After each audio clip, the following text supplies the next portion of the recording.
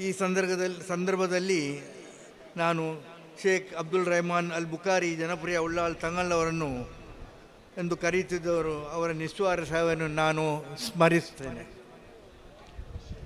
ಉಳ್ಳಾಳ ದರ್ಗಾ ತನ್ನ ಈ ಪ್ರಸಿದ್ಧಿಯನ್ನು ಗಳಿಸಲು ಅವರ ಸೇವೆ ಒಂದು ಪ್ರಮುಖವಾಗಿತ್ತು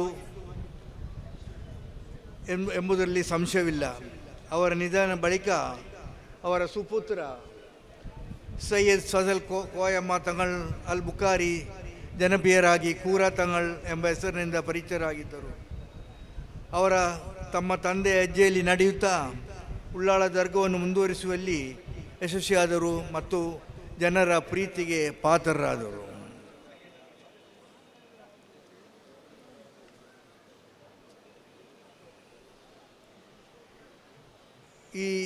ಇಂದಿನ ಈ ದರ್ಗಾದ ಅಧ್ಯಕ್ಷರಾದ ಹನೀಫಾಜಿಯವರು ಸಹ ಭಾಳಷ್ಟು ಶ್ರಮಪಟ್ಟು ಕೆಲಸ ಮಾಡ್ತಾ ಇದ್ದಾರೆ.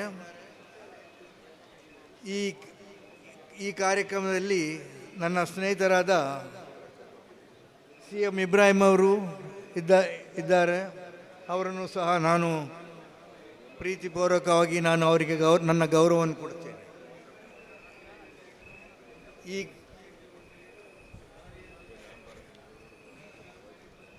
ಇತಿಹಾಸ ಪ್ರಸಿದ್ಧ ಕುತುಬುಜ್ಜಮಾನ್ ಹಜರತ್ ಸೈಯದ್ ಮೊಹಮ್ಮದ್ ಶರೀಫುಲ್ ಮದನಿ ಅವರ 432ನೇ ವಾರ್ಷಿಕ ಹಾಗೂ 22ನೇ ಪಂಚವಾರ್ಷಿಕ ಉರುಸು ಪ್ರಯುಕ್ತ ನಾವಿಂದು ಇಲ್ಲಿ ಸೇರಿದ್ದೇವೆ. ಉಳ್ಳಾಳ ಉರುಸು ಬಹಳ ಪ್ರಸಿದ್ಧವಾಗಿದ್ದು ಜಾತಿ ಮತ ಭೇದವಿಲ್ಲದೆ ಎಲ್ಲ ಜನರ ನಡುವೆ ಪ್ರೀತಿ ವಿಶ್ವಾಸ ಗಳಿಸಿ ಎಲ್ಲರಿಗೂ ಬೇಕಾದವರಾಗಿ ಬದುಕಿ ಬಾಳಿದ ಮಹಾನ್ ವ್ಯಕ್ತಿ ಸೈಯದ್ ಮದನಿ ತಂಗಳವರು.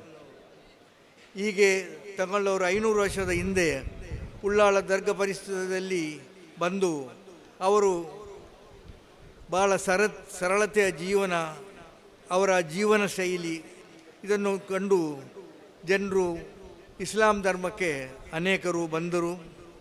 ಇವರ ಆದರ್ಶ ಗುಣವನ್ನು ನಾವು ಇಂದು ನಮ್ಮ ಜೀವನದಲ್ಲಿ ಅಳವಡಿಸಿಕೊಂಡರೆ ನಮ್ಮ ಮಕ್ಕಳಿಗೆ, ಮುಂದಿನ ಪೀಳಿಗೆಗಳಿಗೆ ಅವರ ಆದರ್ಶ ಮಾದರಿ ಗುಣಗಳನ್ನು ತಿಳಿಸಬೇಕು. ಆದುದರಿಂದ ಅವರು ನಿಧನವಾಗಿ ಸುಮಾರು 500 ವರ್ಷ ಕಳೆದರೂ ಅವರ ಜನರ ಮನಸ್ಸಿನಲ್ಲಿ ಅವರು ಉಳಿದುಕೊಂಡಿದ್ದಾರೆ.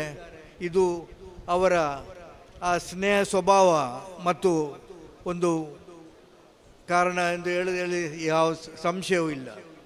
ಎಲ್ಲ ಜಾತಿ ಮತ ಜನರು ಈ ಉಳ್ಳಾಳ ದರ್ಗದಲ್ಲಿ ಬಂದು ಪ್ರಾರ್ಥನೆ ಸಲ್ಲಿಸುವುದು ನಾವು ಕಾಣುತ್ತೇವೆ. ಹಾಗಾಗಿ ಉಳ್ಳಾಳ ದರ್ಗವು ಸರ್ವಧರ್ಮದ ಸೌಹಾರ್ದತೆ ಒಂದು ಕೇಂದ್ರವಾಗಿದೆ ಎಂದರೆ ತಪ್ಪಾಗದು.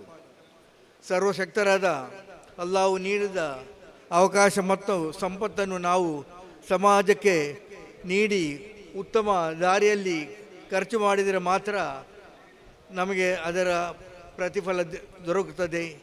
ಇಂತಹ ಮಹಾನ್ ಪುರುಷರಾದ ಸೈಯದ್ ಮದನಿ ತಂಗಳವರು ಕಲಿಸಿಕೊಟ್ಟ ದಾರಿಯಲ್ಲಿ ನಾವೆಲ್ಲರೂ ಒಂದಾಗಿ ಪರಸ್ಪರ ಪ್ರೀತಿ ವಿಶ್ವಾಸ ಏಕತೆಯಿಂದ ಮುನ್ನಡೆಯಬೇಕು. ಉಳ್ಳಾಳ ದರ್ಗಾ ಕೇವಲ ಒಂದು ದರ್ಗವಲ್ಲದೆ ಅದೊಂದು ಶೈಕ್ಷಣಿಕ ಕೇಂದ್ರವೂ ಹೌದು.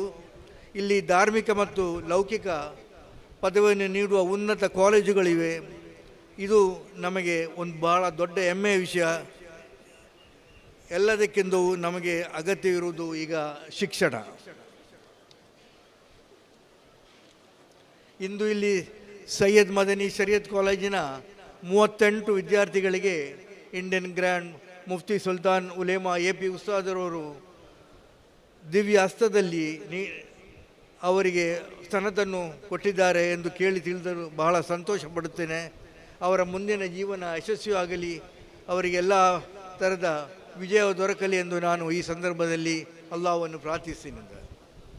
ಇಂದಿನ ಕಾರ್ಯಕ್ರಮದ ಅನೇಕ ಗಣ್ಯರು ಭಾಗವಹಿಸಿರುತ್ತಾರೆ. ಹೀಗೆ ಉಳ್ಳಾಳ ದರ್ಗದ ಉರುಸು ಮೂಲಕ ನೀಡುವ ಸೌಹಾರ್ದದ ಹಾಗೂ ಇಸ್ಲಾಂ ಧರ್ಮದ ಸಂದೇಶವನ್ನು ನಾವು ಬದುಕಿನಲ್ಲಿ ಅಳವಡಿಸಲು ಸಾಧ್ಯವಾಗಿದೆ.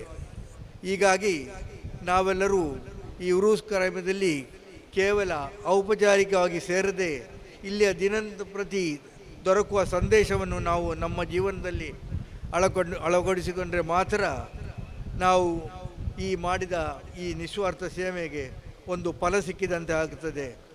ಇದರಿಂದ ಉಳ್ಳಾಳದಾಗ ಹೆಸರು ಇನ್ನಷ್ಟು ಪ್ರಸಿದ್ಧಿ ಪಡೆಯಲು ಕಾರಣವಾಗುತ್ತದೆ. ನಮಗೆಲ್ಲರಿಗೂ ಅಲ್ಲಾಹ್ ಒಳ್ಳೆಯದನ್ನು ಮಾಡಲಿ ಮತ್ತು ನನಗೆ ಈ ಸಭೆಯಲ್ಲಿ ಭಾಗವಹಿಸಿ ಅವಕಾಶ ನೀಡಿದ ಇಲ್ಲಿ ಅಧ್ಯಕ್ಷರು ಮತ್ತು ಕಾರ್ಯಕಾರಿ ಸಮಿತಿಯ ಸದಸ್ಯರುಗಳಿಗೆ ವಂದನೆಗಳನ್ನು ತಿಳಿಸ್ತಾ ನನ್ನ ಎರಡು ಮಾತುಗಳನ್ನು ಮುಗಿಸ್ತೇನೆ. ಅಸ್ಸಲಾಮು ಅಲೈಕುಂ.